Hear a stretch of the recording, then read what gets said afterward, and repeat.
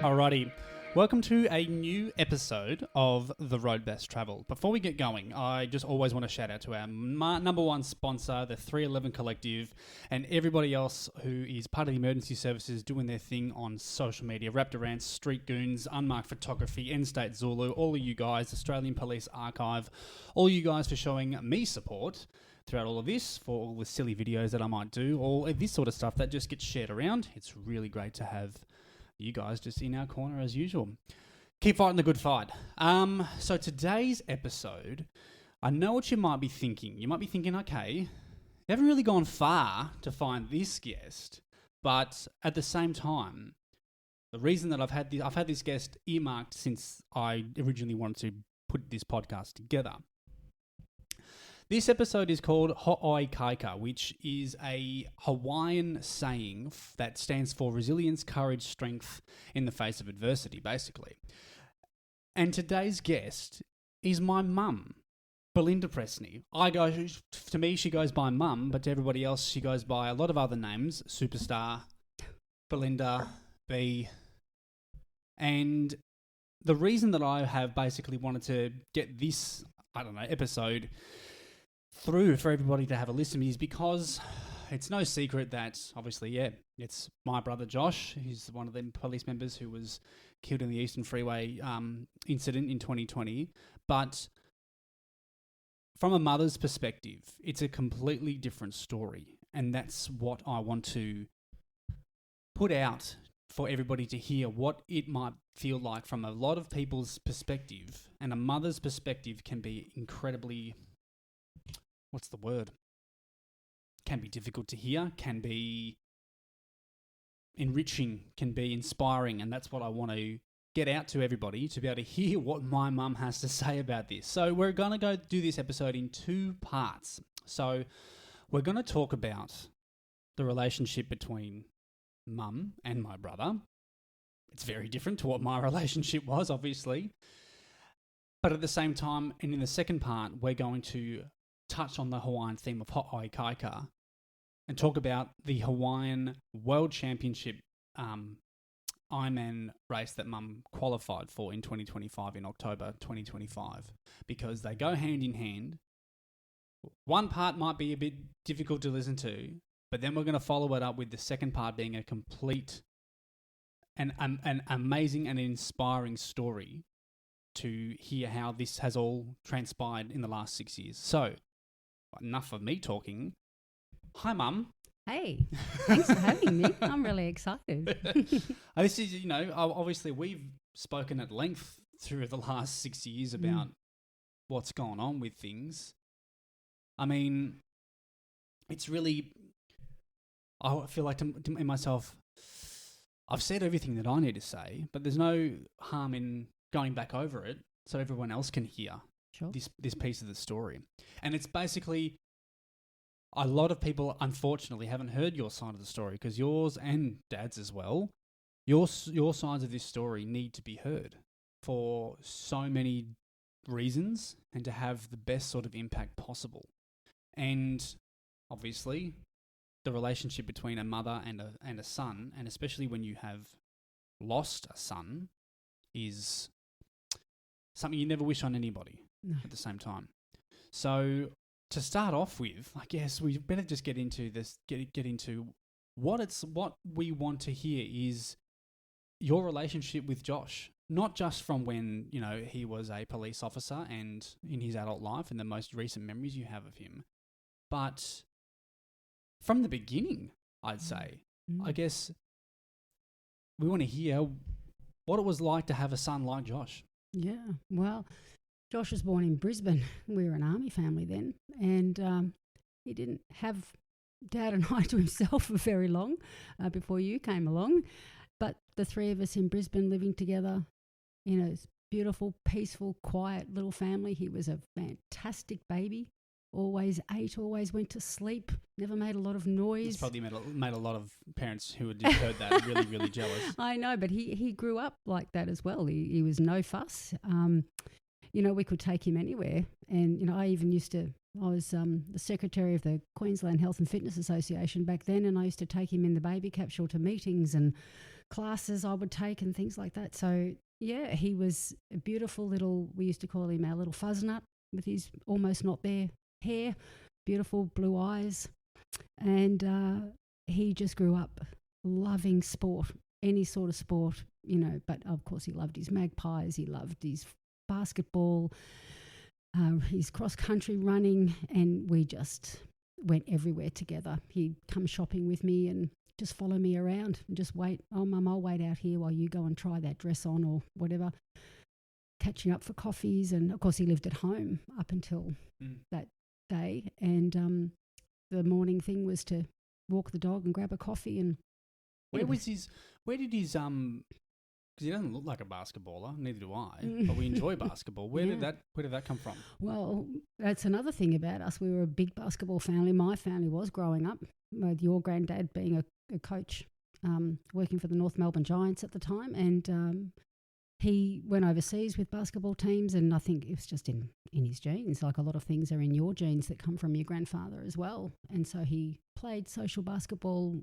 I played basketball, Dad played basketball, never at a high level. It was just a game we all loved. And then with your grandfather's involvement with the Giants, he'd tag along with us or just with Dad. And when they won the premiership, he was in the rooms with the players, and, he was first hands with these people and just loved getting his hands on the ball. So he'd be, Mum, we don't like the basketball team we're in, can we create a basketball team, which we did with your two teams at St Anthony's. We did that in primary school, and then he wanted to do little athletics, and then he wanted to play football, and none of this tackers, what's it called? The Auskick. Yeah. No, he was past all that. He didn't want to do that. Yeah, so. we did Auskick. we always joke we did Auskick for the free stuff, and then I know. Yeah, you both got very bored with that quite quickly. Never did Auskick. No, you did one session, I think, and then it was, no, we want to join a team. So then you were to Q Rovers, and the rest is history. So, Josh just loved involvement in things. He worked quietly very hard behind the scenes, and he was one just to go out and sit and have a chat with or not have a chat with.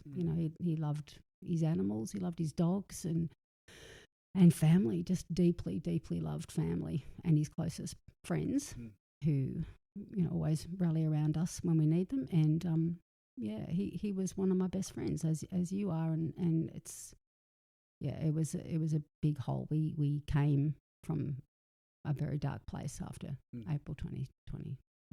When it comes to what sort of things, I guess if you could deep dive into describing Josh, what sort of things stood out throughout, I guess, from childhood to teenagehood or into adulthood? What sort of things stood out about Josh?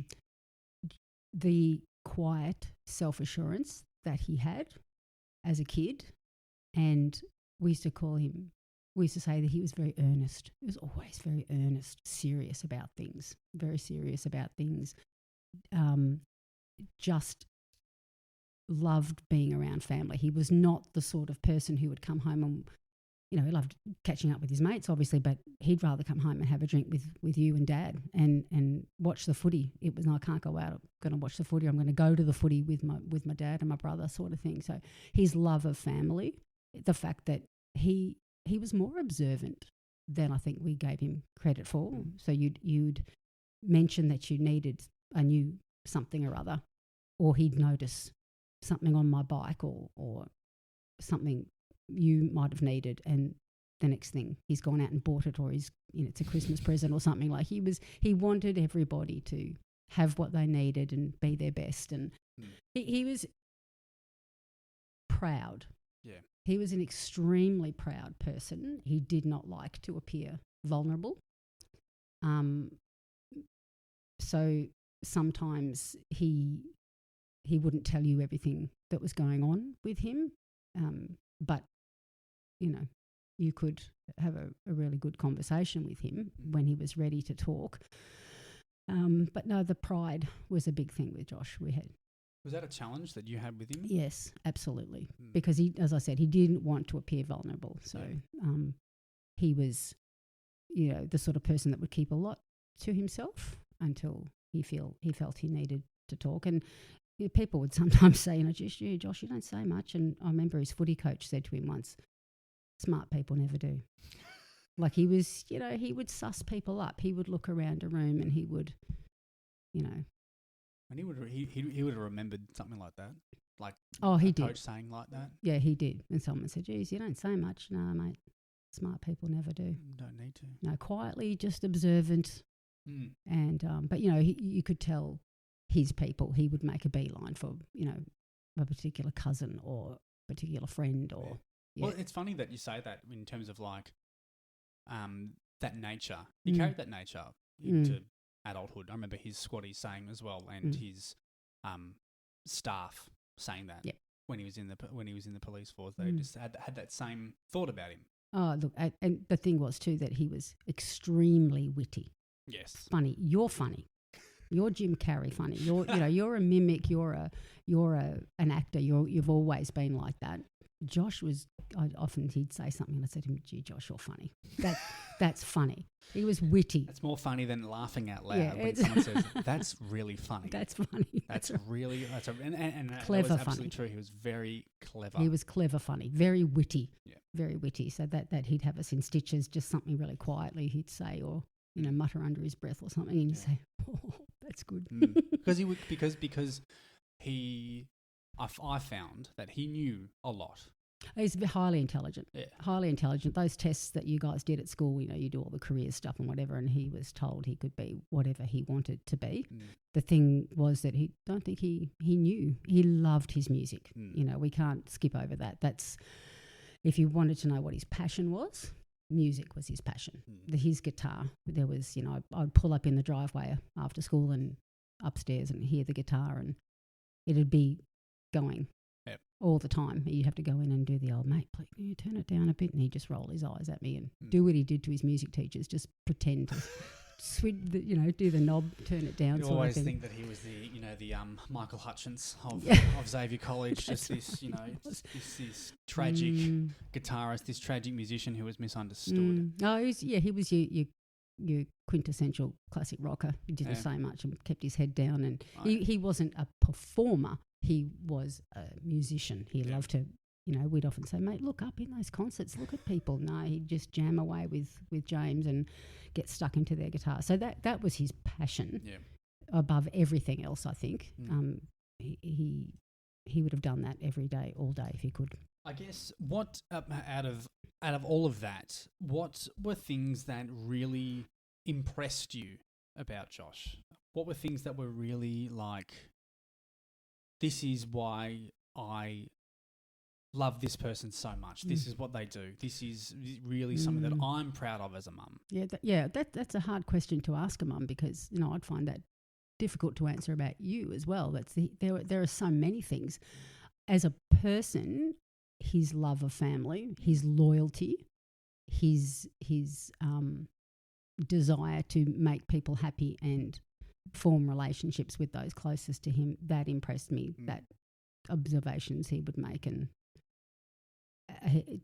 his talents, the number of talents that he had. If he could have focused on one thing and gone with that, he would have excelled. But he just had so many things that he loved to do. That impressed me about him. His intelligence impressed me. He was across everything. Your generation doesn't watch a lot of news, but he's from social media, or not social media, on the internet, that sort of thing. It was across so many things. The conversations you could have with him, and Dad used to call him Mr. Contrary, because he could have great chats with Dad about current events and present another point of view. And sometimes we'd deliberately say, you're doing that on purpose, and he'd just give you a wink as if to say, yeah, I know, I am. I'm being the opposite opinion to see what you've got. So that impressed me about him. He was highly, highly intelligent and loyal, really loyal, and very loving. Not in he wasn't overtly, it wasn't a hugger necessarily, but he loved his family and friends. Yeah, and that's what I guess from the beginning, not from the beginning of all of this, is what the theme was with Josh. Yeah, and a lot of the comments made in our victim impact statements was that, it's great to be a tight-knit family, which we did everything together as a foursome. But that also means when one part of that unit is missing, the dynamic didn't change. It's very difficult, but you miss that. The hole is really, really deep because that one person isn't there. And where there's great love, there's always going to be great grief and a great sense of loss. Yeah. So that was really difficult. I want to also, this is all for the sake of the point of view, because, and if it, I guess, draws emotion out, the whole point of this is for road safety awareness, basically. Yeah. It's all for the reason of keeping each other safe on the road, making good decisions on the road. So we all have a vivid memory of the 22nd of April 2020. From what you remember until what you can't remember. I can remember everything. Everything. Tell us. So that night, like our normal routine then and still now is that, all right, I'll be honest, I don't cook. Your dad does all the cooking, and so he was cooking. It was the Channel 10 news was on, which we don't normally watch, but that was on. And I happened to turn around and see the television. I said to your dad, there's been a really serious crash on the Eastern Freeway that's going on there. We watched a little bit of it, but I don't know, we just didn't take it in. It wasn't obvious at the time there were police involved. And then we started getting messages from people on our phones saying, are the boys okay? Have you heard this, that and the other? And, one friend messaged and I said, no, everybody's okay. I knew you'd finished your shift. And she said, oh, well then love to the police involved. And I said, oh, hang on. What does she mean, love to the police involved? And that's when our interest really peaked. And so seeing that on the television with no other context, no phone calls, nothing to give us an indication that it involved anyone we knew was bizarre, because you're looking at it, you're feeling already a sense of loss because there are lives lost. And then another friend messaged and another friend messaged, and another friend who has a friend in the police force said somehow through the chain 2 senior and 2 junior officers were involved. And that's when we started to think, okay, we know it's not you. You're finished. You finished at 3. It is Joshua's patch working his 2-week highway patrol secondment. And then we rang you, but couldn't get onto you. You were already on the phone to people at Nunawading and at Burundara. And of course, they don't tell you anything over the phone, which I totally understand.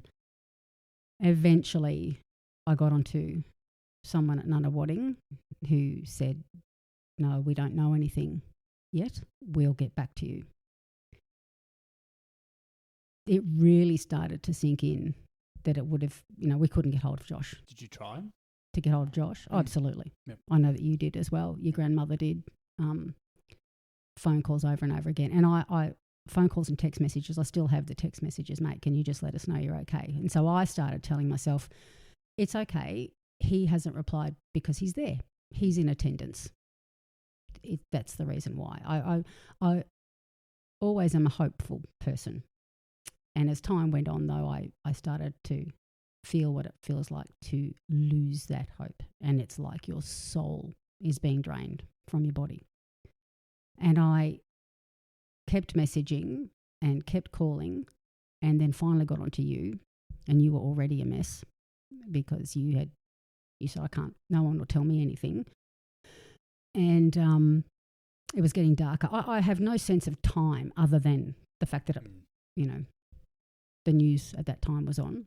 That's the only time frame we have. We found out afterwards what time it happened. It actually happened. And it just got darker and darker. Dinner was abandoned. And Dad just walked out the front to the driveway and just was walking circles around the car. And I sat in the front room looking out, watching it get darker and thinking, somebody would have said something by now. This is weird. And if Josh would have, I flipped from, oh, he hasn't contacted me because he's there, to no, actually he would have sent a quick message, I'm okay, Mum, or something, just to let us know. And that didn't happen. So that's when things started to get literally dark and metaphorically dark, that this is involving us. And your dad came back inside and said, it's him. I know it's him because they're not going to ring us. They're going to turn up here. They'll come here. And we know now that you were going through pretty much the same thing, just waiting. And then you get to the point where you think, I'm now waiting to be officially told. And Dad came inside for a while, and while he was inside, I saw some headlights pull up, not right out the front, just a few metres up the hill. And I just called out to your dad, headlights.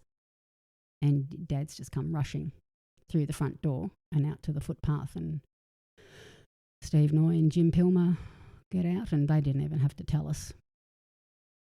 You know, Dad collapsed on the pavement, crying and screaming.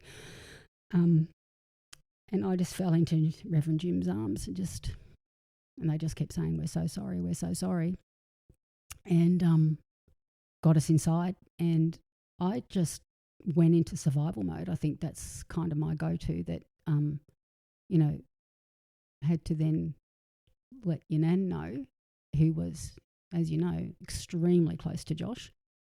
And Steve said, is there someone we can call? We need to call. And I said, well, my mum, because, she was in Blairgowrie. And I said, but I can't have her knowing and sitting there waiting for too long.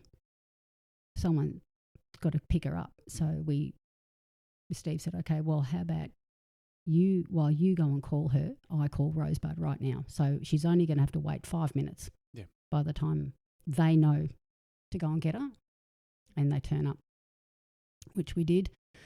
And then it was just a logistical thing. I mean, it was COVID, but we had so many police in the house, you wouldn't know. And I just found myself introducing myself to people, and them looking at me like, what's wrong with you? Yeah. Dad sitting in a chair, catatonic. Just when your nan got there, she said Andrew was grey, just no colour in his face. He's in shock, just in shock. And then, of course, family turn up, and a couple of friends close by turn up. Most people knew they weren't allowed to come. And I think, in the days after that, that's what made that so difficult, is your people couldn't come. And if people did come, they'd talk to us from a few metres back. Yeah. We'd be standing in the front doorway, and things were left on the front porch, and, food, flowers, everything else that comes with that sort of thing. But that night when everybody left, the stillness and the quiet of it all was just, so strange. Just there was no sleep. I went and slept on Josh's bed. Those details, that memory will never fade away. I don't think you don't ever think it's going to happen to you. What I guess there's a lot of things that we hold from different pieces. It's really weird to say that, the pieces that we hold from different pieces of that whole sort of thing.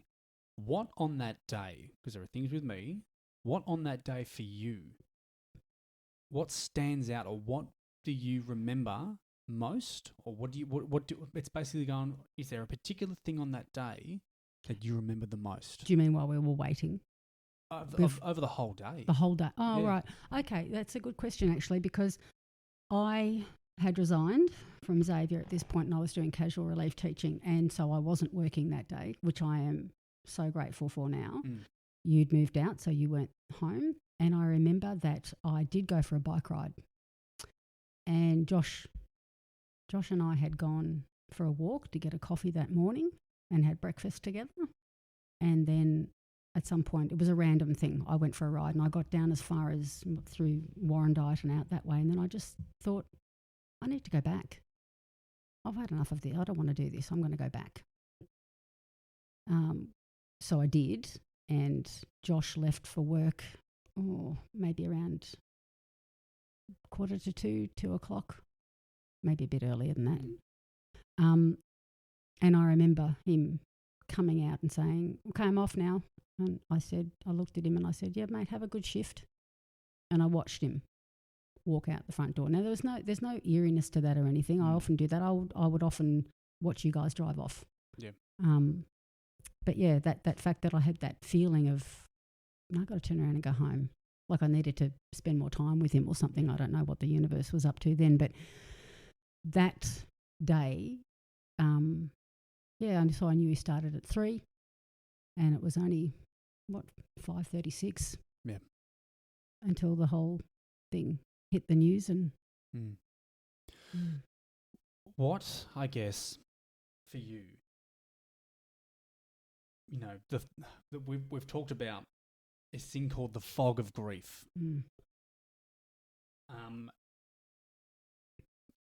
It's so, and there'll be so many people who will know what that feels like. But I guess if you could articulate it, of what the fog of grief feels like, days and to maybe a maximum of 3 weeks later. The very wise man, Reverend Jim Pilmer, said to me, he was the first person that I counselled with, if you like, to begin with, and he said, mentioned a really good analogy of what grief is often like, and it hit for me that way, that it's often like being in the ocean with waves, and the waves are so high and so fast that they come crashing down on top of you, and then the next one will crash, and the next one will crash, and you've barely got time to take a breath in between each wave. That's what it's like to begin with. You can't think properly. It is similar to what it would be like to not have enough oxygen.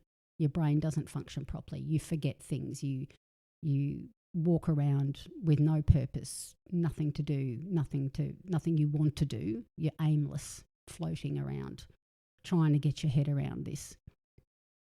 Because, as I said, with Josh living at home, well, we couldn't say, he's living at his place, he's on a holiday, he's away. He wasn't there when he should have been there. But Jim said, over time, the waves will still come, but there'll be space between them. You'll be able to catch your breath in between the waves. So in the years afterwards, that happened, and it probably happened for a lot longer than I would have expected because of all the court things, because of the constant writing of victim impact statements. I think this is, people often take for granted driving out there, and it is like the Fury Road out there in Melbourne at the moment. It's scary. Yeah.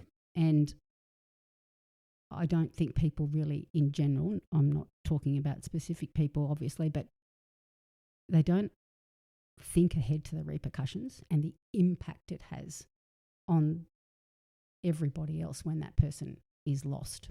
And we've always been a family of, drive carefully. We talk about nuisance drivers on the road over dinner. This was a thing for us. So the softness came, but at first it was those crashing waves and that sense of helplessness, but having to, you'll need a victim impact statement. You'll need this, you'll need that, you'll need whatever. The TAC this, the TAC that. It's this constant reminder of what's happened and putting out there what Josh was to us, who he was, what he was. And I grieved for what we lost, but I also grieve for what he lost. He didn't get those opportunities in life. Family, kids, marriage, all that sort of stuff that he wanted to become the police officer he wanted to be, the person he wanted to be. He didn't get that either. So I grieved for a very long time, and I still do, for that loss, watching my little boy, who he was self-assured, but he had some periods in his life when he was not that self-assured, and he'd finally found something for himself that he loved. And he had the love of his life, and he had plans with her, and it just went in a heartbeat. And that's how quickly it can happen. And you don't ever think it's going to happen to you. No. This might be a bit of a two-part question as well. When it comes to, I guess, the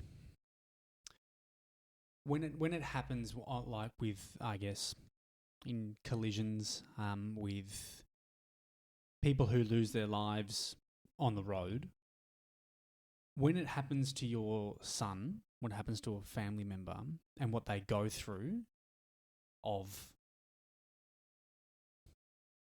I'll be honest, being hit by a truck, how does that make you feel? What does it feel? What does it feel like for you when, I guess, you discover what your child has gone through? Oh, it's devastating. It's debilitating because you do fixate on that. You do fixate. Dad and I were very different at that time. Dad found that information very difficult. But, you and I sat down, read the medical report and that sort of thing together. In the initial days when we were meeting with the Paragon Task Force who were looking after the investigation into the collision, I wanted to know forensically what happened. Where was he?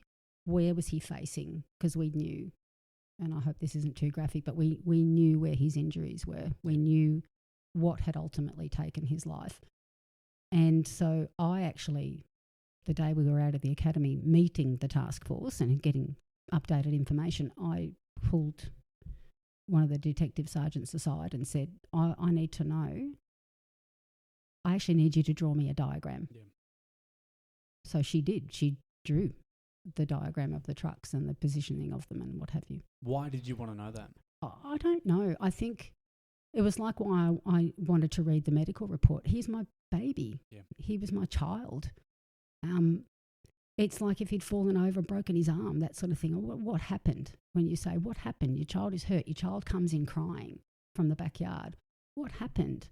You need to know. It's this intrinsic, visceral thing that you have this need that you need to know. Was he okay? Are you okay? And so, one of the other detectives assured me I needed to even know, did he see it coming? Did he feel that fear? I need to know this from where he was and where he ended up and what he was doing. I can't explain it other than to say I think it's just a mother thing that needs to know what happened to my son and did he feel I don't know why that fear of his fear. I didn't want him to because you don't want him suffer. to feel it. No, I didn't want him to suffer. I was assured that it was that quick. He probably didn't. But yeah, that to me and going through that medical report was really heartbreaking. Obviously, you don't want to read what we had to read, but I needed to know that. Yeah. And I think, your dad came to that after that when he was, but you do it when you're ready. To follow on from that as well, this is a hard question. How do you farewell your child? How do you do it? And that's in a way of that's almost like I'm asking a rhetorical question in a way. But yeah, you how do you do something that you never ever thought was possible? And you never want you have to face that. It's like the day after it happened. It's a little bit of a convoluted answer, but we were offered the opportunity to go down to the site where it happened on the freeway. You were there.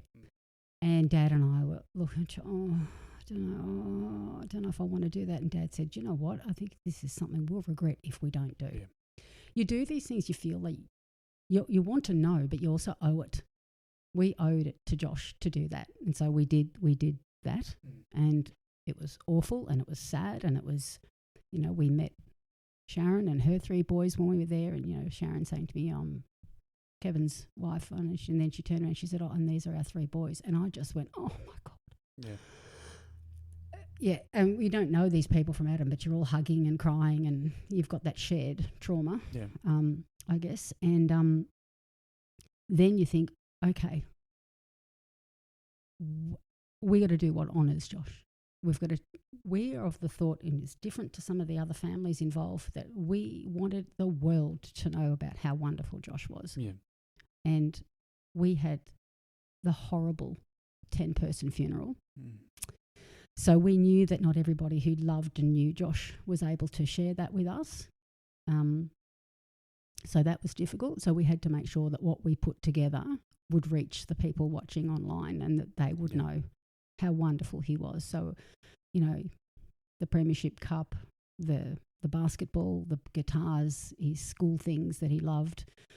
You know, we had to pull out, how do we represent Josh? Yeah. You sort of go into autopilot a little bit. Like I remember it too, where you sort of look back on it and you just go,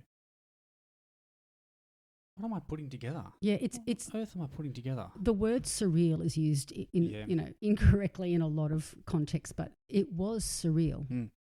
Media, the number of police, the helicopter flyover, the cameras in there for the online service. It was this is not a normal funeral. Yeah, someone wake me up. Yeah, not normal in so many ways. 10 people being there, and then all these cameras and police cars, and then driving past Burke Hall, the junior school, with all the beautiful things the Mothers Association had put out, and all the people lining the streets with signs. And then we did the drive past there and drove back, and there were people as we drove out of the school gates.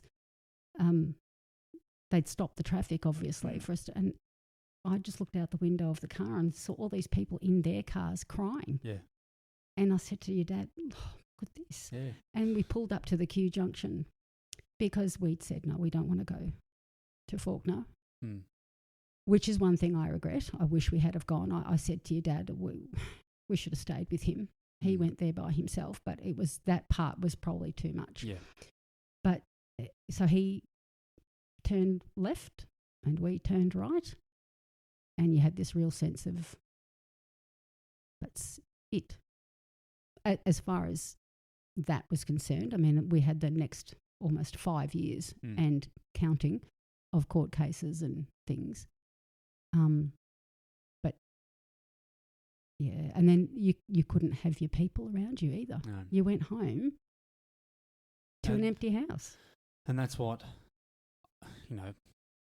unfortunately, that's what didn't stop through that time. So it was kind of a bit of a, this is what people were also dealing with. You couldn't really, I guess, handle your grief very well. No. Not that there's a playbook, but at the same time, it was just like, well, but then it was a feeling of not knowing any better. Well, no, you don't. I mean, the only people I'd lost were people older than me, not a child. Obviously, you don't know what to expect. You don't prepare yourself. But it is that whole leaving for work, everybody deserves to come home safely. Yeah.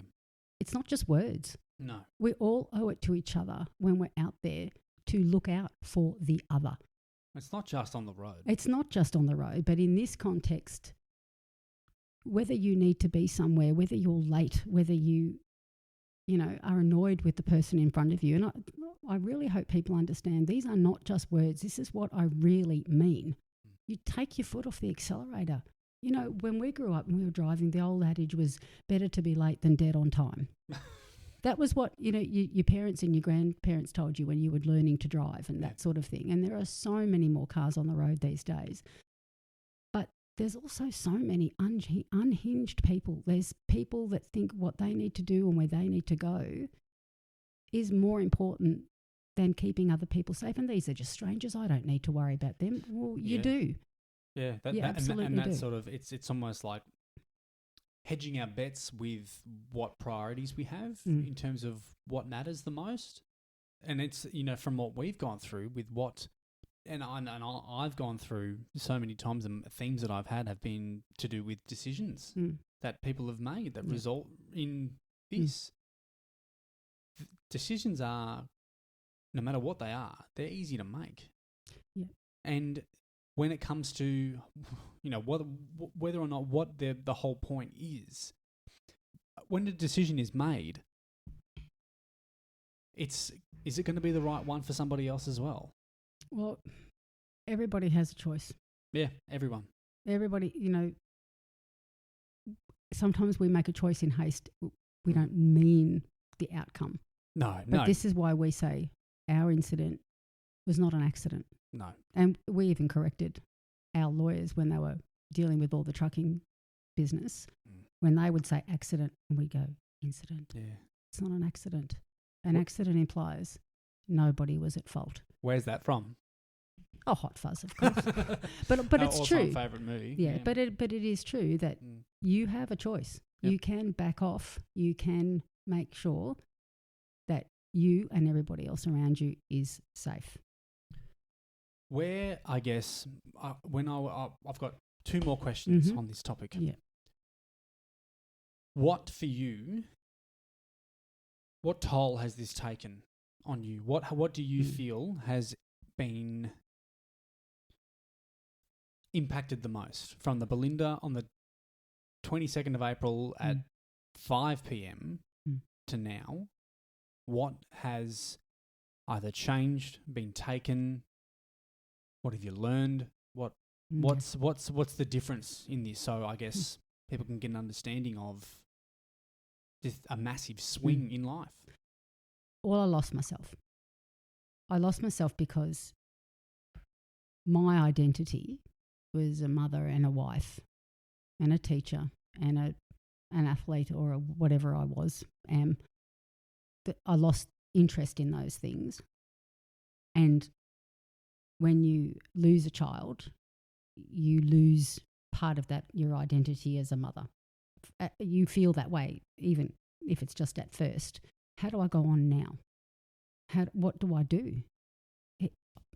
He's gone. How can things be the same? How can I be the same? So, through the years, the initial 12 months, 2 years, most of it was court days and things like that. And Dad and I weren't working a lot or at all. I was fortunate enough to be welcomed back to one of my old schools, who gave me work that was casual.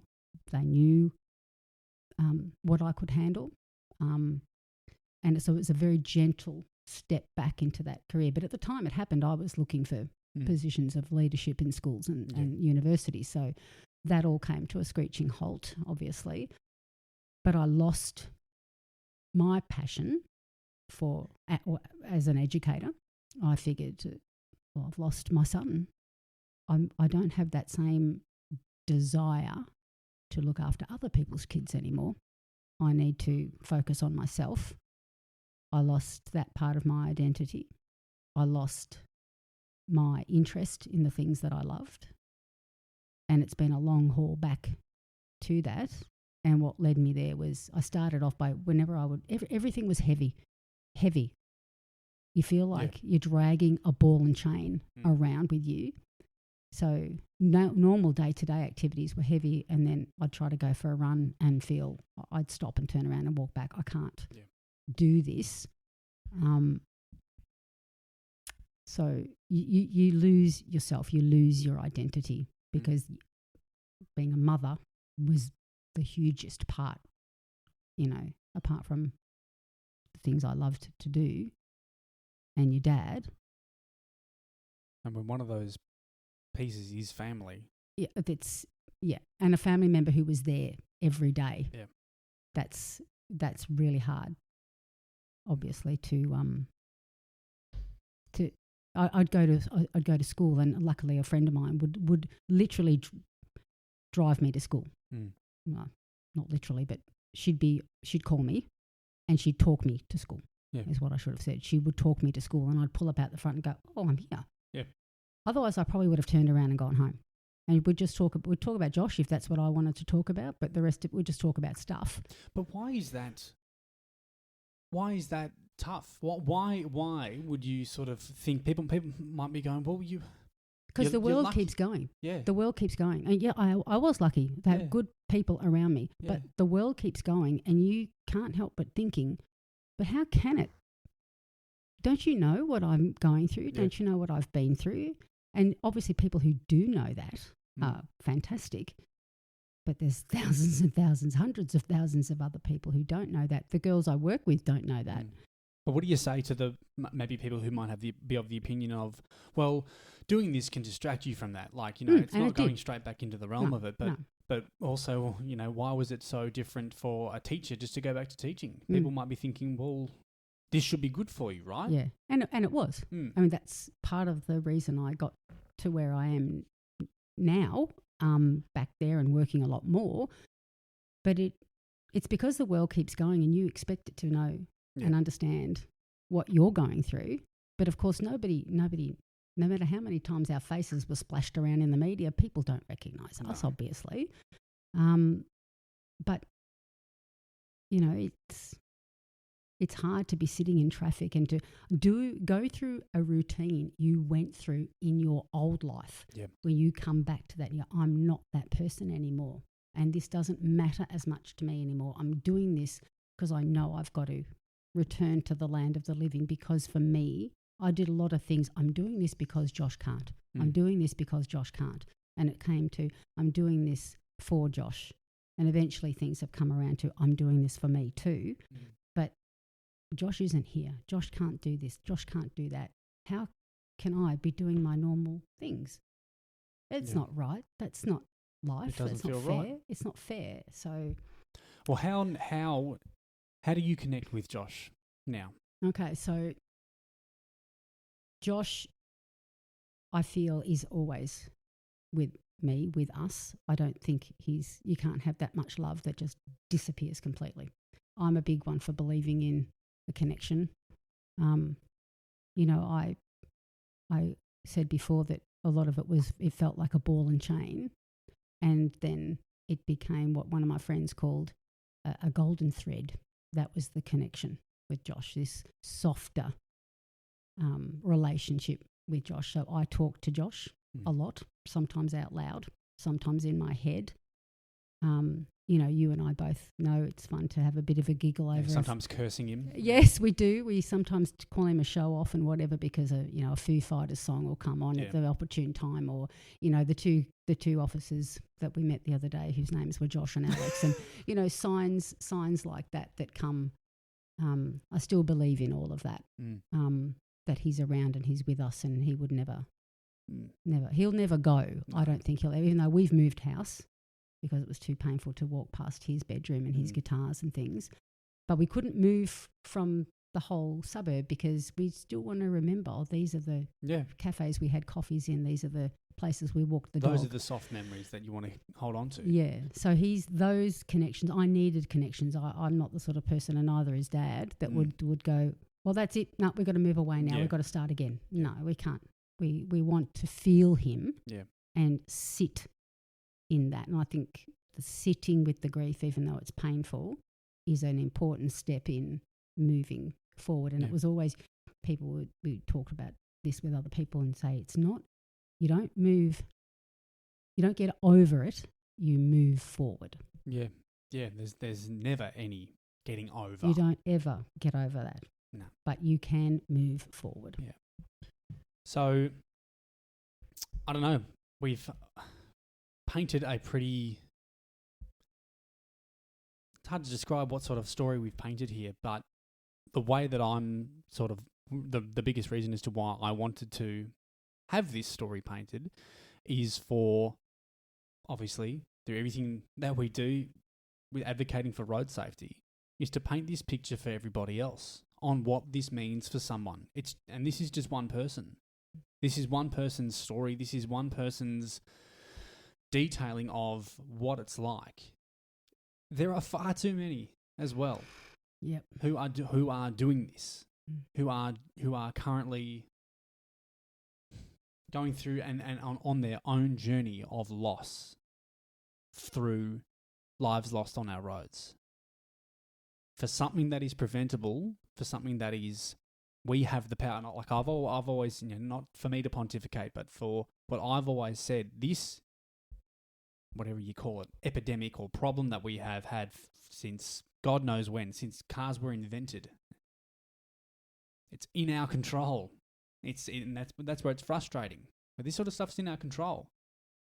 can't control what is happening in space or what's happening, But this is something that we can, and that's where it's frustrating that this sort of thing still happens, and that I think is also a massive what has a massive impact on people who go through it. And it's for me, I know I've said this many times, but it's almost like it's a bit of an enough is enough. And I think also not a lot of people, but some people have said along the journey, but you're never going to change it. You're never going to change that. You can't change people. I know you can't, but you don't give up. No. You don't stop trying. You don't stop advocating for that. Doesn't matter if it's 1 million people or one person. If what you do, if what you put out there, and if our story stops one person or gets one person to rethink their actions, well, that's a win. Yeah, and I hear stories of, what Amber Community do and the impact that they can have. People might sort of just go, oh yeah, this is a bit of a whatever.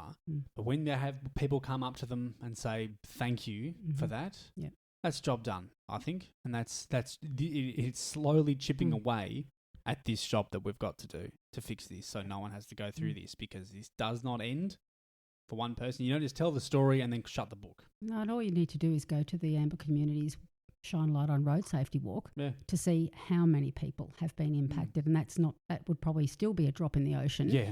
But that community of people who really gets what the other person has been through, you can look at all these people that have pulled themselves up by the bootlaces, are still having those moments where, like we do, you stop, you have a cry, something will trigger you. You don't know when it's coming. You don't know what impact it's going to have from one time to the next.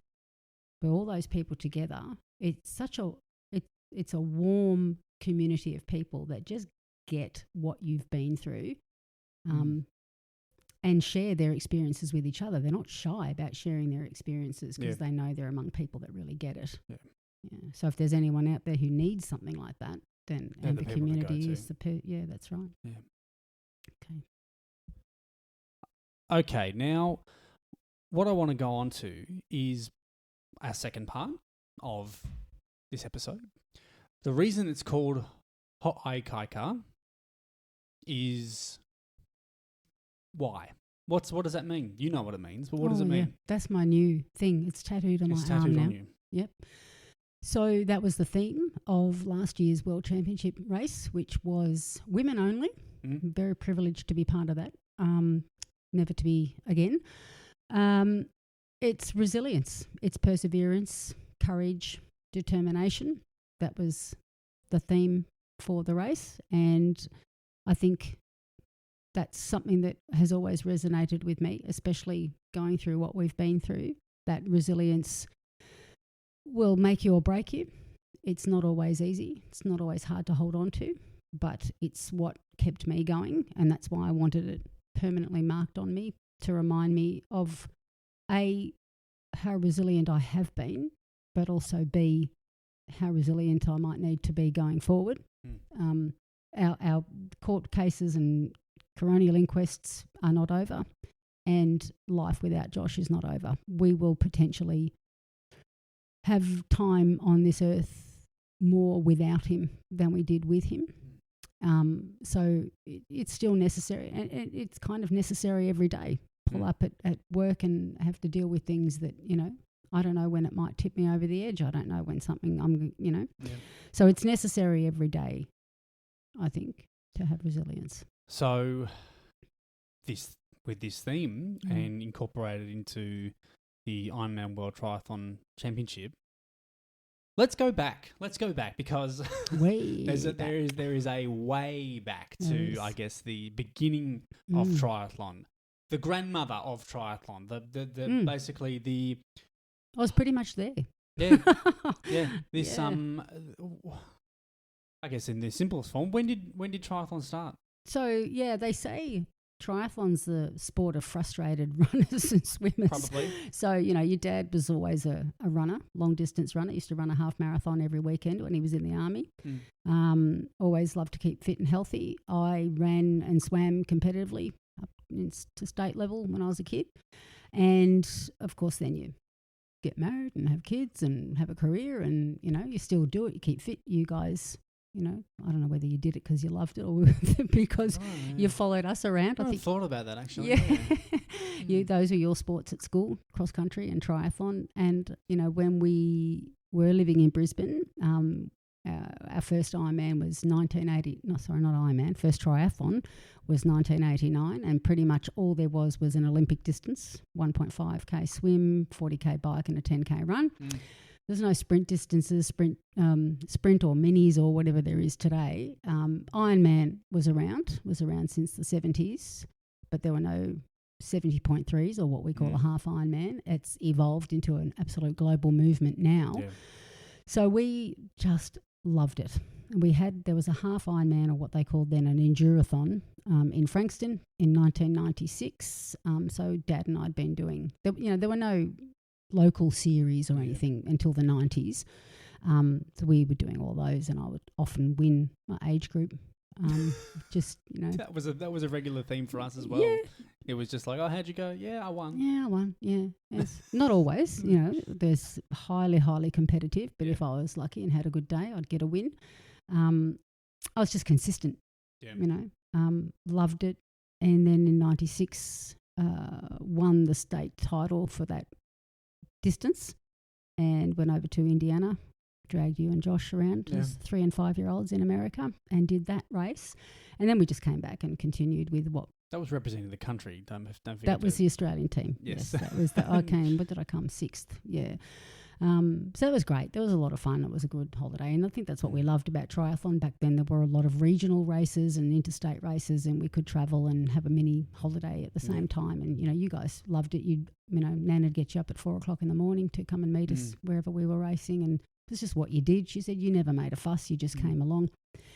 And then Dad decided he was going to do his first Ironman in 1998 with the guys from the Tri Club we were in at the time. And so he did 98 and 99. And then, his business took off. You guys started school and, it was all busy. We kept competing, but not, he dropped the Ironman for a while. Yeah. And then Ironman came to Melbourne. Yeah. And Dad looked at me and he said, "You're doing it." And I said, "No, come on, I don't know." And then he goes, "No, come on, we're gonna enter." And it was just. But before then, though, you were, because we were lucky enough to through school, through Gary McAllister, able to continue. It was sort of like a bit of a, oh wow, we're back in it. Yeah, and people used to say, "Oh, do you guys do this because the boys are doing it?" I go, "No. We didn't start that. You guys, you did your Weet-Bix triathlons and all that sort of stuff. We came along for the ride. Yeah, you were there.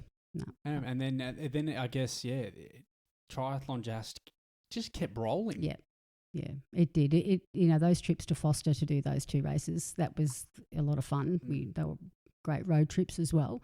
And then so I remember being so excited that I'd entered this race. And then, of course, Melbourne being Melbourne, it would sell out so fast. So I remember the 2 years you did it, you would sit at home with your fingers on the keyboard, entering for all of us because we were working, and it would be bang, we're in, and, great celebration of that sort of thing. So it was great to share 2 of those races with you. Yeah. And Josh completed Port Macquarie and Busselton as well.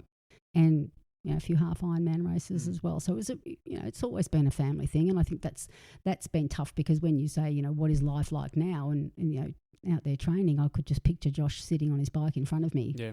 And he's going on with this because he picked it up. He didn't pick it up. He sort of like found a bit of a rebirthing for it. Oh, Josh had, but he had all the gear. I won't say, but no idea. Because he did. He was good with the bikes and stuff, but he was colour coordinated. He had the bike that matched the helmet and the tri-suit and everything else. But so my first Ironman was 2012. Yep. So then we went on to do the 4 Melbournes, and I qualified in 2015, but committed the mortal sin of not going to the what they call roll down ceremony, or where they hand out the qualifying spots, is the simplest way of putting it. And then we had a bit of a gap because we had to then find another race. So we flew to Port Macquarie or Busselton and so Ironman, we just have always loved endurance stuff. So you've done 11 full Ironmans. I have. So A full Ironman consists of a 3.8 kilometre swim, a 180k bike ride, and a 42 kilometre run. And you've done 11. Mm-hmm. So 11, that's 42 kilometres swum in full Ironman distances. It's 1,980 kilometres ridden in full Ironman distance. And it is 464 kilometres run in a full Ironman distance. And then there's the 70.3s, which is half of that. So your 70.3 stats, you've done 20 of those. Mm-hmm. So you've done 11 full Ironmans and 20 halves. Yep. So that is 38 kilometres swum, 1,800 kilometres ridden, and 420 kilometres run in a half Ironman distance. Now, I want to put those all together, right? So we've got, in our swim stats, so we're going to go kilometres travelled. So we've got swim, we've got 42. Let's go 42 plus 38.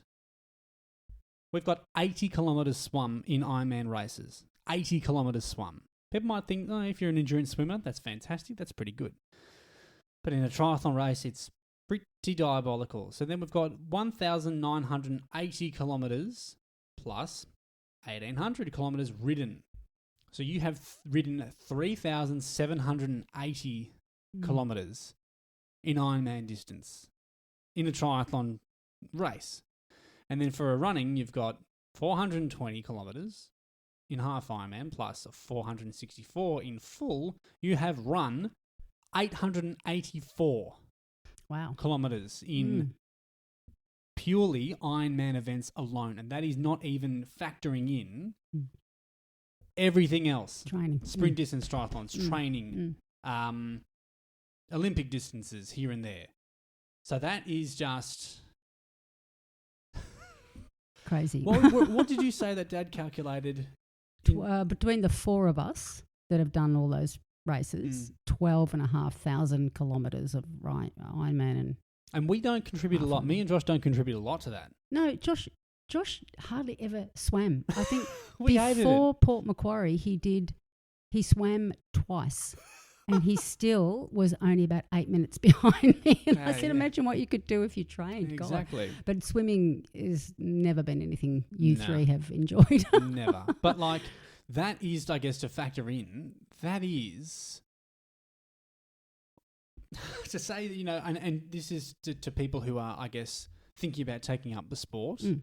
If you've got any questions or anything like that you need to ask, I think you are the one to come to when it comes to experiencing this. This is not just sort of, you know, having a go at Ironman and then just going, oh, yeah, this is a bit of fun. No. This is serious mileage. It's been a huge part of our lives. So when it comes to qualifying for Hawaii, Hawaii, as we know, is the birthplace of Ironman Triathlon, where it constituted of, I guess... It was a competition of who was the best athlete, swimmers, riders, cyclists, or runners. Yep. So they basically went, well, any normal person does and goes, fine, we'll all just do them all together and whoever wins will be called the Ironman. That's correct. Bragging rights for life. That was their slogan in the 70s. And then that's where it evolved. It became this ultimate test of human endurance and also within triathlon. Triathlon's a harder sport for those people who, even if you did your first one just on the last weekend gone, or let alone Ironman, in the tropics of Hawaii. It's not for the faint of heart, as we know. Yeah. So what does it mean to want to qualify? When you look at that, because for those non-Americans, you have to qualify. Yes. You have to be good enough in your age group or as a professional. What is it to have the drive to want to qualify for that pinnacle? Yeah. The drive has come from two different places. So prior to losing Josh, it was, this is my sport. I love it. I want this. This is Hawaii's the pinnacle. Everybody who's serious about triathlon aspires to it. It's difficult to qualify for. And I would love to do this one day. So I had several attempts at it, or I did it and I missed it, whatever. So that was my inspiration, my goal prior to 2020 is that I always want to do this. This is the pinnacle of my sport. And the good thing about triathlon is that the average Joe Blow can do it, and we get to race on course at the same time as the best athletes in the world. So we can see them flying past on the bike and looping past them on the run, that sort of thing. So we're privileged to be able to do that, and I wanted to do that. And I'd been involved in triathlon for such a long time that I saw this as the ultimate goal, as did Dad, who competed in 2022. And then there came a point where that was all lost again, and we did that one in Geelong, the three of us with our special suits dedicated to Josh, that sort of thing, and we were gradually stepping back into it again. And I thought, for me, running's always been my stress relief more than any of the other two legs, and I thought, I know I need to do this to start feeling better. So then 2020 hits and it all goes pear-shaped. Don't care anymore, and then over those years I really felt losing my identity was a massive thing happening to me. And so to wrap it up in a nutshell, it was January 2024 and Dad and I were having a drink on the deck outside, and I said to him, I've got this crazy idea, and you're either going to think I'm mad or you're going to be on board with me. I said, I need to get back to myself. A big part of me evolving to this point is, what would Josh want for me? And if I was to, as I did in the beginning, curl up on the floor in a ball, not move forward, not be myself, I could just see the look on Josh's face. Come on, Mum. Jesus. You're better than this. Come on. And I could feel him saying, Mum, you're not done yet. You're not done. And so I said to Dad, I think we need to do another Ironman. And he says, oh my gosh. He said, I can't believe you said that. I've been thinking of the same thing, but I thought you'd think I was mad. And I said, no, I think we need to get back to the things we love to do. So much has been, can't move forward because of court dates that change and all those sorts of things. We could not get any clear water in front of us moving forward as a family unit and as individuals. So I said, let's do Bustleton in Western Australia. It gives us the whole year. It was in December of that year.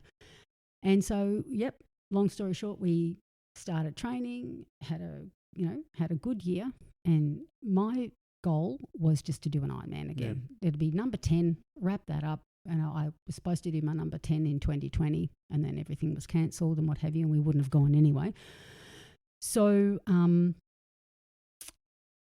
started training really well. I started using Josh's inspiration to really get me through what I was doing, and endurance and grief go hand in hand, because you learn to sit in pain and become comfortably uncomfortable. And it's the same whether it's emotional or physical. I'm going to sit in this, and you learn to work through it. So the training is hard, but so is what we've been through, and I try to dovetail them together. And every time I'd be out on a run or a ride and be thinking, I should pull the pin, I've had enough, you'd think, no, Josh can't pull the pin, Josh can't do this, come on, this isn't hard, we've done hard, we're doing hard, push forward. So I used it as a motivation instead of a ball and chain. Instead of it holding me back, it was pulling me forward, and this is where this golden thread comes from. This, it's now pulling you gently forward. So I just chipped away, but I cut myself some slack too. If there were times I didn't want to train or I didn't feel like it, I just didn't. End of story, no pressure. I'm just going to do this. And then Dad kept saying to me, you're going to qualify. I said, don't say that, because that's not the goal. Of course I would love to. It would be nice, yeah. But that, I don't want you to put that in my head. Please don't plant the seed, because it's not what this is about. This is about me and what I need to go through. But anyway, I don't know. I had this feeling on the day, drove your dad mad because I wanted to do everything, get there early, and we're here early. Where was this? Bustleton. Yeah, gosh, we're here so early. I don't know. I just need to something. There's a buzz. There was a vibe. And so it was a good race. The weather was terrible. Somebody drowned in the swim, unfortunately. It was pretty hairy. Yeah. And the weather on the bike was terrible, very wet and windy. I just kept going, kept going, and came third in my age group and thought, that is my first Ironman podium. Yeah, so then you go to roll down and the spots go out to all the different age groups. There was only 2 spots allotted to me, to my age group, and the first and second took those. But then it rolls back again. It's sort of like a system that they have. It's changed again. It's a little bit harder to qualify these days, but it came back to my age group again, and yeah, I got the spot, which I was, I came third. I felt I deserved it, so I was happy for it to roll around and come back again. Yeah, as you would be. Yeah, and so off we went to Hawaii. Spent all of 2025 then with that as the focus, preparing for that. And what is, I guess, to paint the picture of, because there's Hawaii, people think of it, being like Honolulu or Maui and those sort of places as a holiday destination. But what about the island of Hawaii? The big island, Kona, or where it is. Kona's, it's, at first glance you think, there's not much there. You said yourself when you flew in, you said it was lava fields, but I didn't think it was going to be lava fields. It was more than lava fields. The entire island was lava. Yeah, it's literally a lava island. It's got Mount Kilauea. It's the volcanoes. Active volcano, that's right. And so when we were there the first time with Dad, it was great, obviously, a good experience for him, and we had a great time, especially part of the travel group we were with and everything. And but I would say when I was there, I felt it was more magical, more spiritual. Yeah. It is the home of Ironman, and if you're involved in the sport, you get that. It was women only, so there were only women in the race and only women everywhere, with their support crews, and so it was a little bit less frenetic than Dad's experience.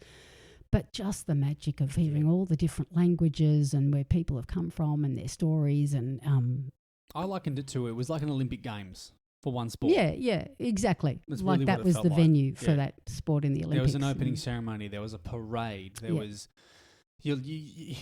everyone has just descended upon this tiny blip on the planet. And from places like Estonia, Lithuania, Spain, Canada, Australia, in Brazil, Asian countries, and everyone is here. Yeah, and it was, you have the banquets, the welcome banquets with all the dancers and the beautiful MC who tells you all about the history of the island and what this means, and calls everybody warriors, and you feel that, you go and the manna from the sky and the manna from the ground, the strength that you draw from those things, and part of their Polynesian story and the things that are important to them. It's so inspiring, it's so uplifting. That's what I found as well, listening to that. It felt like drawing the culture of Hawaii to the Ironman Triathlon. Yeah. It made everyone feel so welcome to this sport. And it's not like this has been around for hundreds of years. It's as new as the 70s, that's 50 years. But at the same time, for it to be, so welcomed by the Hawaiian culture was pretty special. Yeah. And if we go on to the title of the episode, Ho'oi Kaika, what does that mean to you again?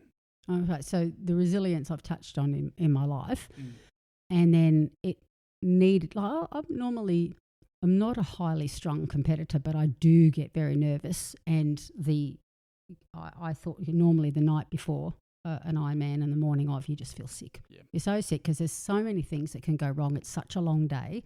You've got to be prepared for anything to happen. And I would normally be nervous that I felt okay. I wanted to, do a good job, but also, things can go wrong, as I experienced on the day of this race. But this morning, for some reason, drawing all of that ho'oi keika and, what was spoken about at the ceremonies, I was able to draw that together, and I didn't feel sick. I felt quite calm and serene, and I've been talking to Josh a lot about, get me through this, and, I know you're going to be with me, because he was with me in Bustleton. I could feel him. I was moved to tears on the bike, and I actually had to say to him, mate, I hope you don't mind, but I'm not going to talk to you anymore because I literally can't breathe. Yeah. So I knew he'd be there.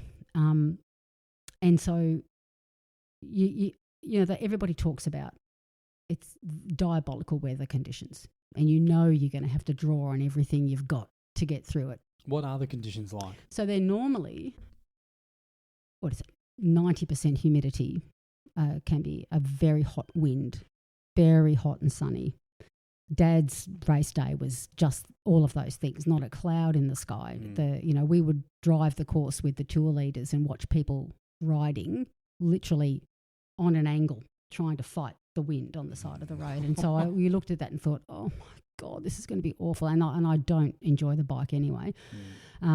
This was pretty much the best conditions you could have asked for. It was, yeah. It was a rolling swim. There was a current, so that was tough. But there was this beautiful big honu, or green sea turtle, at the stairs where you entered and exited. It was like a sign. It was like, oh my gosh, he's here today. Like he just stayed there swimming around for the whole thing. It was a tough swim, but a good swim. And it wasn't, I kept waiting for these diabolical winds. Where are the winds coming on the bike? Where is it? And then the turnaround was a little bit further than halfway, and I got about 110 Ks in, and I was talking to Josh and I was saying, mate, this is great. We're on today. I feel really good. Where is this horrible weather? It was cloudy, so there was no direct sunlight. There was no awful winds. And it's pretty potholy. The road conditions aren't great, and they have rumble strips on the side of the road. And, of course, you've got to stay to the right-hand side, not the left. And I tried to avoid a pothole and hit these massive rumble strips, which are like tractor imprints in the side of the road. They're not like what we have. And I went into one on an angle and I came off my bike. And I thought, oh, my gosh, no. And these two lovely other competitors stopped and helped me up and put my chain back on. And am I okay? I said, girls, please keep going. I don't want to hold you up. I'm fine. I'll just find a medic somewhere along the road. And so I jumped back on and started pedaling, and I thought, oh, no. I couldn't change gears. It was all, I thought, oh, my goodness, what's going on? And looking back now, I think, I would normally have cried or lost the plot or thought, that's it, my day's over. But I didn't think any of those things. I just had this calmness that came with me, this resilience. And I found a medic parked on the side of the road. So they, fixed me up and what have you. I smashed my elbow and my knee. And one of the lovely medics came over and he said, have you got DI2 gears, which are the electronic gears? And I said, yeah. And he said, they're gone. I had one gear for the final 70 kilometres. Yeah. I mean, you were, in control, but I got front row seats to Dad being the most neurotic I've ever seen when it comes to, and I said, you're banned from spectating an Ironman, because he'd never done it before. No, it's the first time he's spectating an Ironman, and he was going, because we can see what's happening with the splits and everything like that, and he's going, oh my God, no. He goes, no, what's going on? What is happening? This isn't good. And I'm just going, she's moving. Don't worry about it. She's moving. It's okay. Whether or not that's walking a bike back or whatever, it's moving. I'm moving. I'm upright. You're coming back, and it's like, it doesn't matter. And I said, she knows herself. She's just backing off. She's just taking this easy. Just taking, that doesn't matter. No, that's you guys didn't know. I had one gear. So I was pedaling. That's why. Like the clappers, and then I was trying to coast. But the way back didn't have as many downhills. So there was one sharp uphill, got that one done and kept going. It gets, And so when I got back and I saw you guys and I'm pointing at my, Dad's going, oh my God, are you okay? And you're just going, just go, Mum, just go. Doesn't matter. Saying, but I fell off my bike. And you're going, just go. Yeah. You weren't, no sympathy from you. But anyway, you knew I was okay. So that was all right. And then you were upright on two wheels. Yes. So I went through transition and I sat next to this Canadian lady who was, you're okay. How are you going? I said, I had a bit of a stack. And she went, you had a what? A what? I said, a stack. Went for a sixer, I said I had a bike crash. AOT sort of thing. Yeah. She goes, oh, don't worry. I've pulled my calf, so I'm going to be walking the whole thing. And I thought, oh, well, I'll beat you. That's one person I'll get. Bothering with that. No, but when I came out of transition and saw you guys, that's when I lost it. Had the cry and Dad's just like, come on, just. But we just had a 30-second powwow and just went, no, don't worry about it. You just sent me off on my way. Keep going that way. It doesn't matter. No. You just ride off into the sunset, and then we saw you at, I remember, I've still got the video where we were seeing you going up Elite Drive, where you just having a bit of a walk, but you're just having a chat, and then you just turn left at the start, we're getting onto the Queen K, and then just... You're gone for ages after that. Yeah, you're running in the dark, and it's there's very little lighting, and it's all very surreal again, because there's just this silence, and all you can hear is the sound of your footprints, your footsteps, and the footsteps of others. And then Guy from the Tri group was out there, giving me advice. He rode out there, and he said, just walk 2 minutes and run 2 minutes, walk 1 minute. Yeah. So I started doing that, but then my legs were so trashed from this constant. The cadence on my bike was just. It was I could get no momentum whatsoever. My legs were trashed. And he caught up with me one time, and he said, no. I said, you're not to what? And I said, no. I said, Guy, come on. I've got 2Ks to go. And then I thought, well, I've got 2Ks to go. I'm going to run this. So to see you and Dad and Steve and Lisa and all the people that you G'd up and, gave me the flag. And I got across the finish line, and you have catchers. These people two people will come up and give you a towel and, are you okay? And they talk to you and make sure you're lucid and you're okay. And I had my photo of Josh in my hand, and they said, oh, is that your son? Oh, he's so, and I told them the circumstances, and they said, oh, he's so beautiful. And, I told them the story, and they said, thank you so much for sharing that. That's just beautiful, and And so that whole thing was not what I envisaged. I didn't expect a bike crash. I've never had a bike crash before in a race. And, but I wasn't coming home without a medal. No. I thought I've come too far, worked too hard. I didn't want to let myself down, you guys down, Josh down.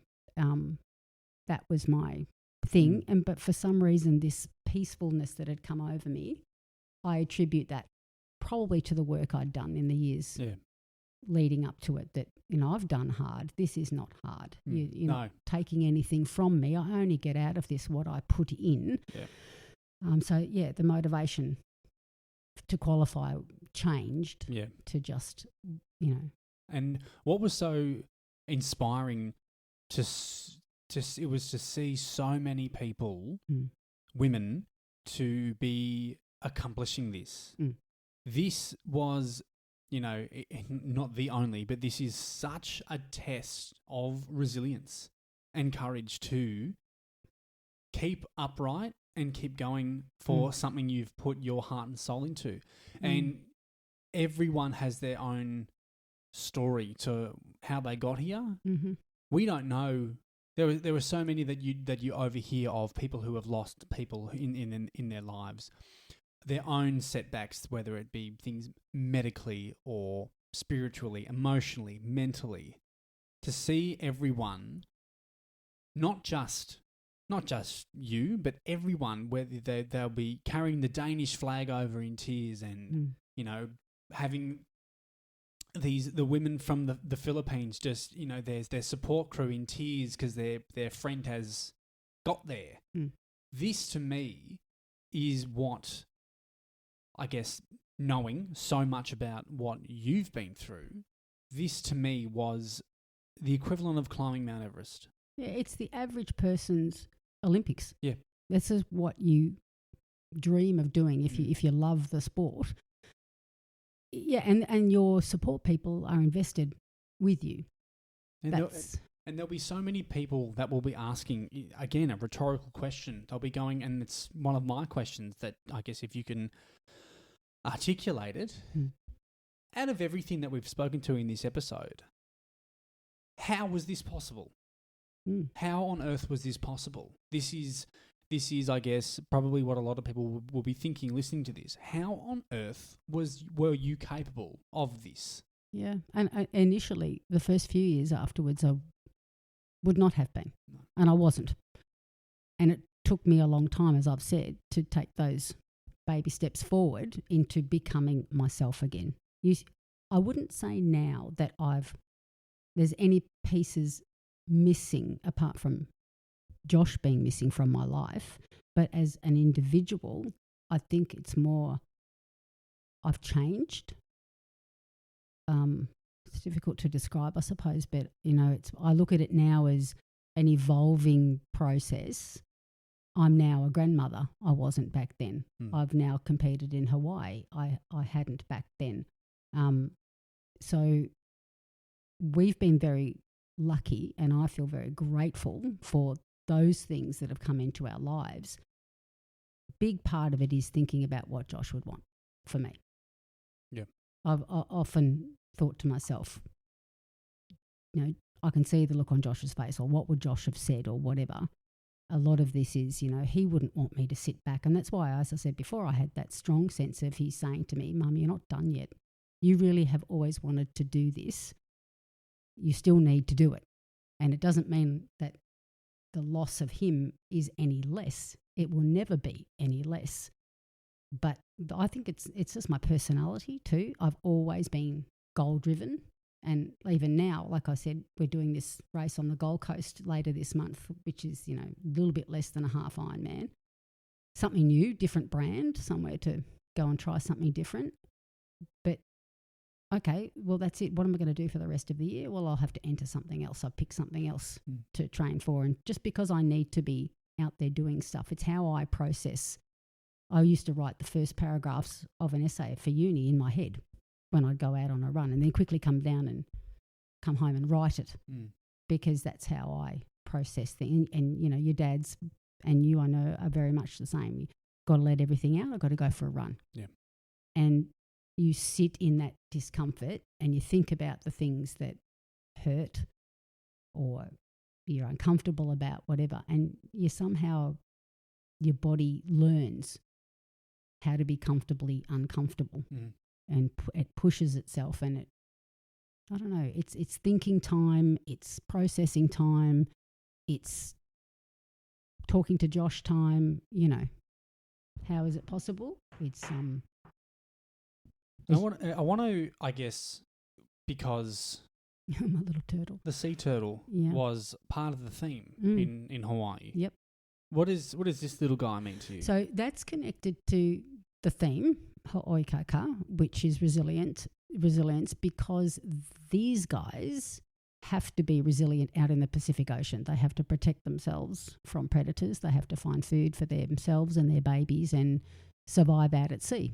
So that's the connection with the turtle. It has to be a very resilient life form out at sea. Yeah. And that tied in so well to a journey of an Ironman.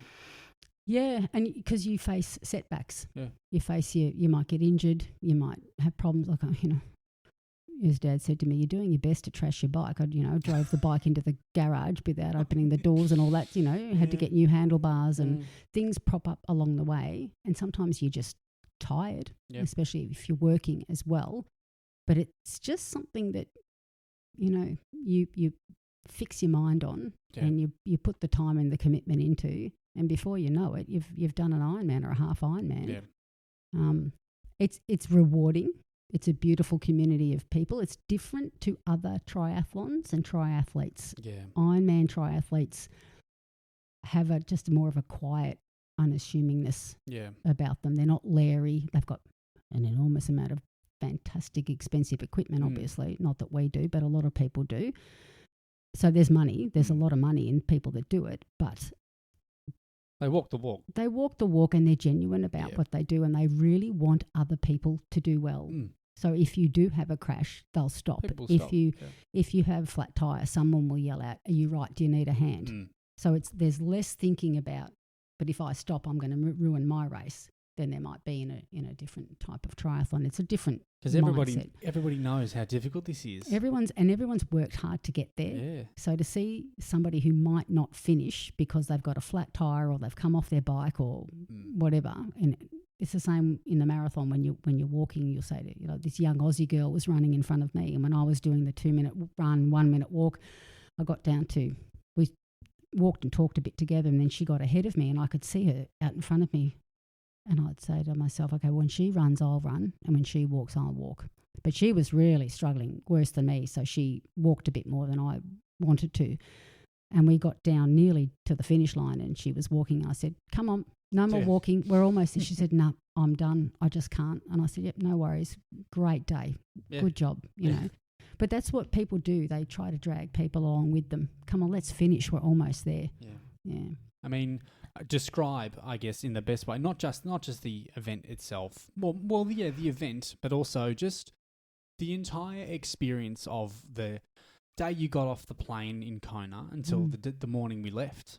So the plane, like as I said, we'd been there before, so we recognised our surroundings, got my bike didn't arrive on the plane with me, which was, and the Tri-Travel people had not arrived at the airport yet. They sort of do a lot of that stuff for you if things go wrong. And so, the baggage people there were like, oh, well, you'll have to wait for the next plane. We'll wait for the next one. Yeah, but I had, we had the air tags and what have you, and I'm thinking, but I'd put the wrong air tag in my bike and my suitcase, and it was all it was all a rich tapestry of it's here. No, mistakes. That's the suitcase. Yeah, she said, no, it's not here, and I was like, oh my gosh. And so anyway, Guy had an American phone number, so they were wonderful when it arrived. They picked it up and brought it to our unit for me, but.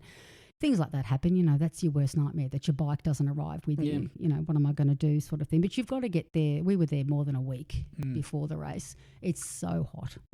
It's incredibly hot. It's wonderful, and I like the heat, but it's so hot. And we could look out to sea from the apartment, which was great, and then with the hire car in and out, you're pretty good behind the wheel as well, so I hope so. You did some driving. This whole thing, but is even in America, pretty good. Even in America, I remember you saying, I said I wanted to go just for a drive, just to explore, and you were like, "Oh, you're going to be all right," and I said, "Mum, I've probably done more driving in America than you have." Oh, definitely you have. you definitely have, but I know you enjoyed that. But yeah, it's a lovely little township with great people. So the whole thing was amazing, and then you got the expo with all the gear, and I spent way too much money. But I thought I'm not coming back here. I'm walking away with these t-shirts. Exactly. But that's the other reason you feel you've got to finish, because you've already bought the gear. You're there, and so you may as well make it's making the most of it. Yeah, and then you have the swim, of course, and out to the coffee boat where you get the little cup of coffee that blows your head off, and you swim back in again. So. That's why I changed my flights around, because that is the one thing that I was spewing. That I was going to potentially miss out on. It was going to be gone, yes. And you go out there and you lie on a big floaty and have a little cup of coffee, and then you swim back in again. Yeah. The most bizarre sort of thing to ever do is to swim and tread water and have a little shot cup of coffee. Yes, it's just crazy, but it's absolutely... It's iconic over You look there. around and you're just like... What am I doing? Dangling in the middle of the Pacific Ocean. But you could look down and see a turtle swim underneath you while you're doing it. Yep. So it is absolutely beautiful. It's a beautiful place. I highly recommend it. Yeah. So I guess to incorporate both of our themes today on losing a son and the journey of Kona, what would you want to leave people with when it comes to achieving things or achieving whatever? It doesn't have to be an Ironman. Oh, no, God, no. But what would you say in terms of putting one foot in front of the other after these experiences was important to you, and what values about that you hold close to yourself that you wish that other people knew? Yeah, I think it is the most important message I would like to leave from this podcast is it is possible to move forward. I didn't think I would be able to. I didn't think life hasn't been the same without Josh. But I think it's important to know you need to reconnect with things that you enjoy doing. You need to be able to do those things. The psychologist I saw for a long time said, are you still walking the dogs? And I said, yeah, every morning I'm not working. She said, you need to keep doing that. That peacefulness. I would make a cup of coffee in my keep cup and take it out with the dogs. That was my start to the day. Those gentle things you need to do with yourself that bring you comfort. You need to keep doing those things. You can move forward. It does feel strange to be doing those things in the state that you're in. The loss and the pain that you feel, it doesn't feel right. But I would encourage people to try and do it as much as they can. A psych also gave me advice that they did a study on some athletes, and this has got nothing to do with athletics, but this was the bunch of people they did it on. They called it the two-pronged with the Nike effect. Just do it.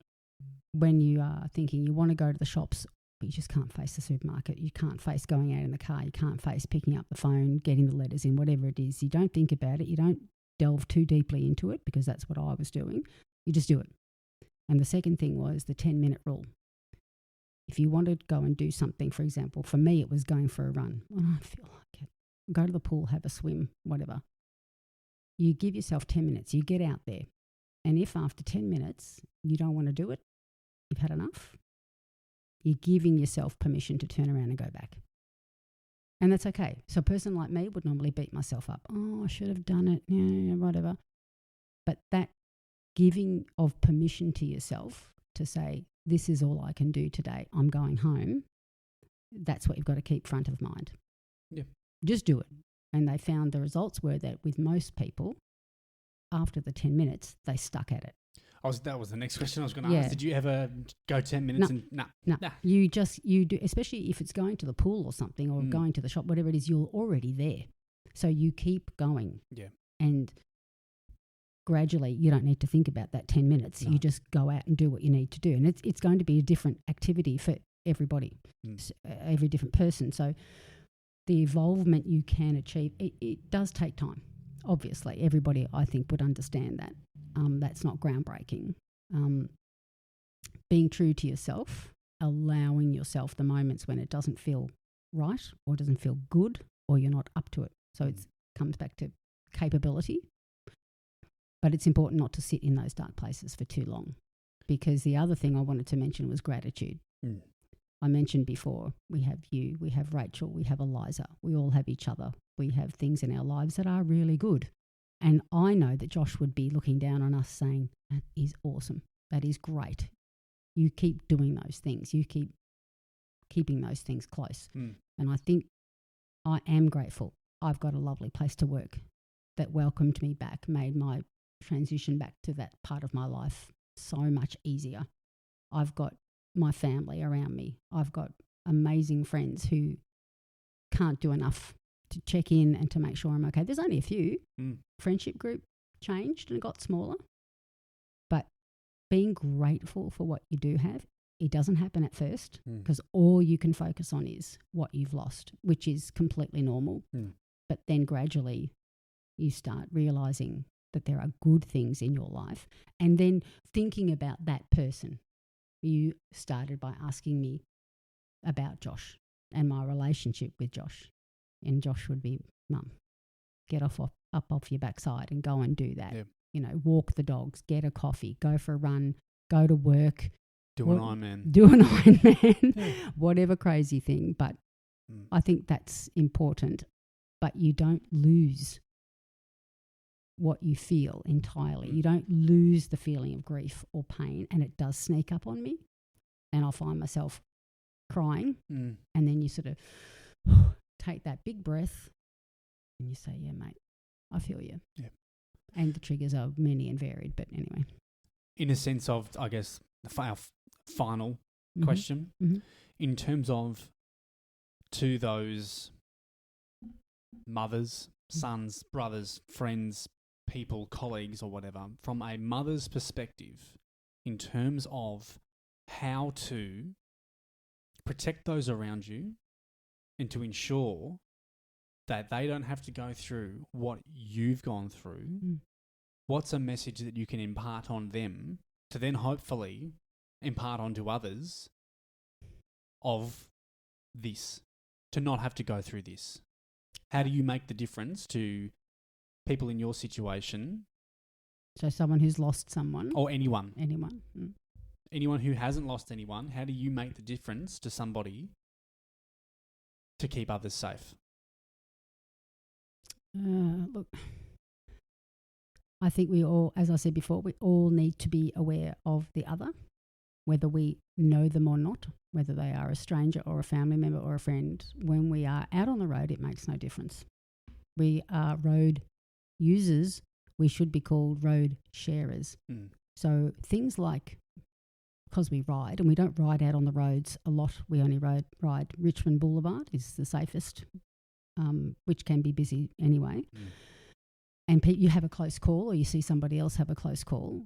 And the other day I thought to myself, people like to say, we're cyclists. Oh, I hate cyclists. Or cyclists are so annoying.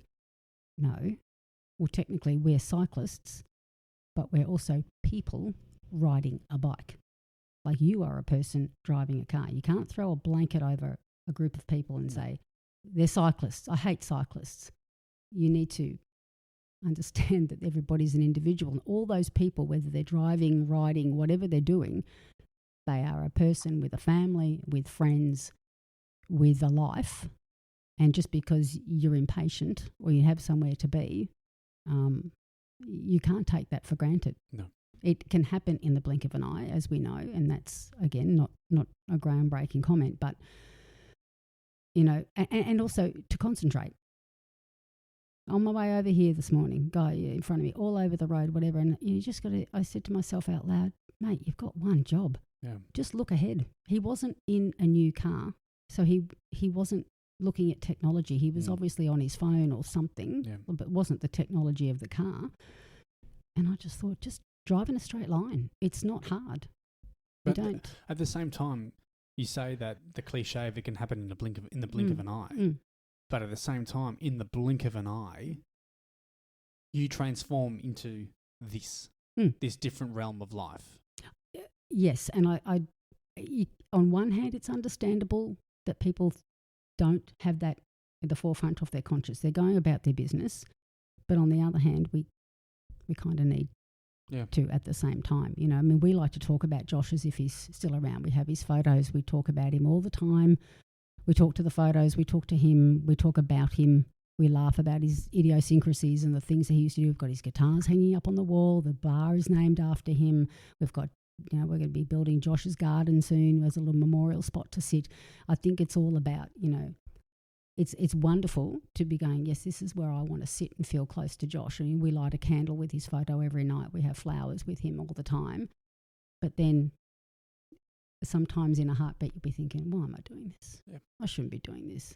It's all too real. It's not like it's something that rarely happens. It happens every single day. So if that's not enough of a message for people to realise how quickly it can happen and flip your life on its head, I don't know what is. No. This has been, like I said from the beginning, the reason that I've earmarked you as a guest here is because I believe people need to hear your tale of triumph. That's what it is. To me, it is a tale of triumph. It is going through, and I know that you're not the only one. We all know that you're not the only one. But at the same time, it is so special to hear.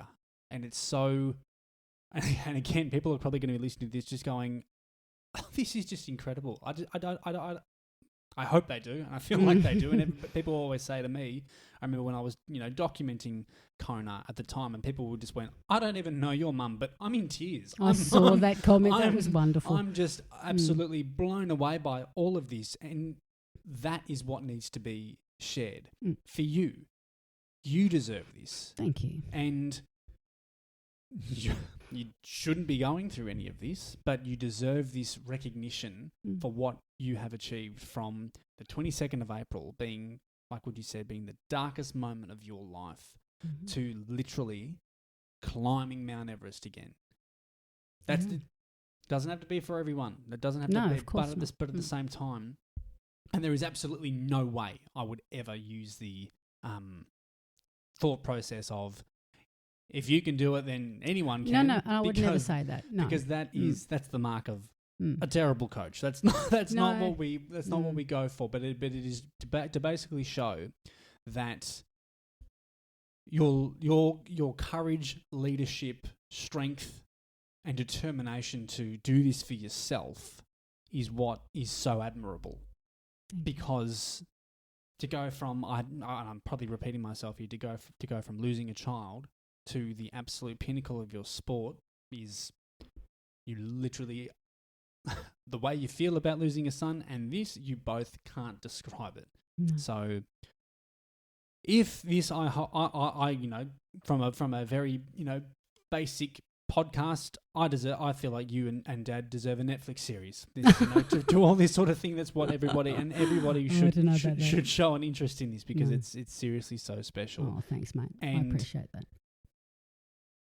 from part 1 to part 2, we've gone on this journey together, and I hope everyone who's listened to this, we've gone an hour and a half now, has really gotten something out of it with what can happen and what you can then do to turn it around for the better. It's never going to fix things. It's never going to completely erase what adversity you've gone through. But at the same time, if you can pick yourself up off the canvas in this way and achieve such a goal, you've got every reason to be proud of yourself. And that goes, and it doesn't matter what goal that might be. Whether you feel like it is for you to just simply get up in the morning and put your shoes on, to then walking out the door, to then going and ordering that coffee, to then going for a run. It's your journey and your journey only. And anyone who's going through difficulties, whether they might be through loss, grief, mental health challenges, it's your journey and yours only, and no one can take that from you. And no matter what it is, you should always be and feel proud of yourself for accomplishing whatever you accomplish. So thank you so much for coming on and telling us of this amazing journey. Thank you for having me. I know that this isn't going to be the end. We're very excited to see what happens with the T100 on the Gold Coast. I missed out on entering. That was my bad. I wish that I got back on that, but I don't mind having my parents being the ones who, still beat me. Next year. Get in there next year. One of these days. One of these days I'll get in, but to see you guys thrive in this way, it's pretty special to me. Everyone's got their thing. Yeah. And coincidentally, the Ironman motto is anything is possible. And it is. And that means different things to different people. So just pick your goal and go for it. Yeah. Mum, Belinda, thanks again. Thanks, mate. Appreciate it.